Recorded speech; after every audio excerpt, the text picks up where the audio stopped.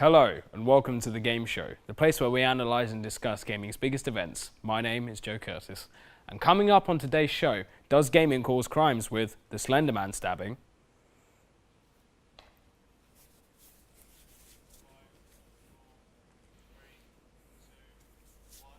the GTA mugging,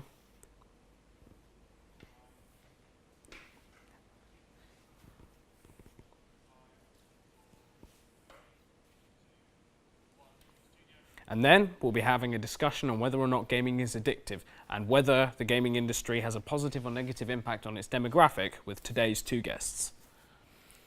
In 2014, two girls lured their friend into the woods and stabbed her 19 times in order to sacrifice her to the fictional character Slender Man. One of the girls was sentenced to 25 years in a mental hospital for attempted homicide. The victim managed to crawl out of the forest and was found by a cyclist. And thankfully, she survived, but she'll be left with mental and physical scars for the rest of her life. The convicted girl will be 37 by the time she's released. This is what ABC News had to say. Two young girls allegedly stabbing their 12-year-old friend, leaving her to die in the woods. She survived. And why did they do it? Authorities say for a fictional character on the internet. Tonight, what a judge has now decided, should those girls stand trial? ABC's Alex Perez now. They are just 12 and 13, Morgan Geyser and Anissa Wire. Today, a judge ruled they will stand trial for allegedly leading their friend Peyton Leitner into the woods, stabbing her 19 times and leaving her for dead, all to please a fictional character known as Slender. As you have seen, this was a horrific incident, but it's not the only time a video game has caused a crime. A man was mugged for the game GTA 5. Here's another news report. We told you about a mentally challenged man robbed and beaten over a video game. Tonight, his story touching so many hearts that Delray Beach Police posted on their Facebook page that they will be delivering a donated copy of Grand Theft Auto 5 to him. Police say Rohan Dawkins saved up for months working at Home Depot to buy this game. He finally bought it Tuesday at GameStop on Linton Boulevard. But that's when detectives say a couple, this one right here, snatched it from him in the parking lot, even hitting and kicking. So, my question to you is, do video games cause crimes? Now, here to voice his opinion on this, please welcome our first guest, Mr. Mark Carlos. So, Mark, do you think video games cause crimes? Well, personally, I'd say it's more the people, not the games, that cause the crime. Yes. You know, you could have someone who's played violent video games all their life, me, for example, and never want to commit a crime. And then you can have people who also play violent video games and also think, oh yeah, maybe shooting up a school would be a good idea or something like that. You know, it's not down to the games, it's down to the people, whether they have underlying mental health issues or whether they just, you know, think that crime is fun. Yeah, and of course, some people wouldn't be attracted to those games in the first place. Exactly. Perhaps. Some people, you know, are absolute pacifists and say, nope, I'm never going to play a violent video game. I'm just going to play only games that are meant for like 5-year-olds. And on the flip side, there may be violent people who aren't attracted to those games too. Yes, this is a good point. Yes. I definitely reckon it should be down. I think maybe more strict age restrictions. You know, we already have the PEGI system and stuff like that, and that does a great job. You can't buy games in store without ID.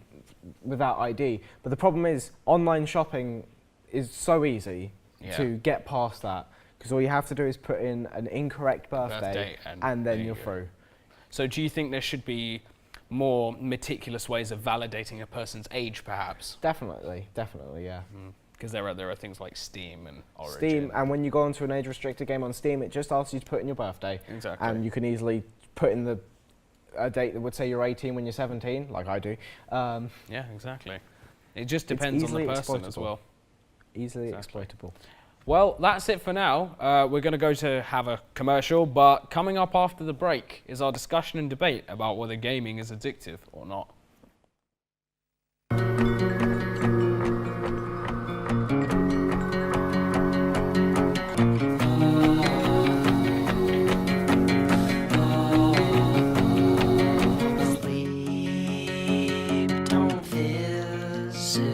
So I choke on sun, and the days blur into one. Welcome home.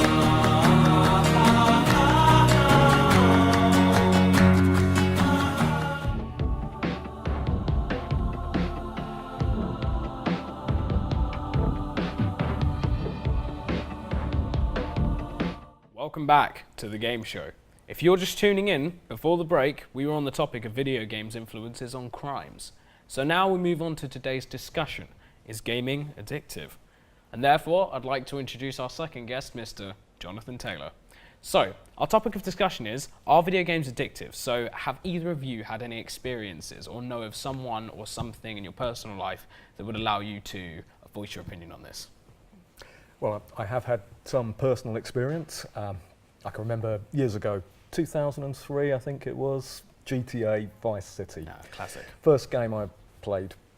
I can honestly say I was hooked very quickly.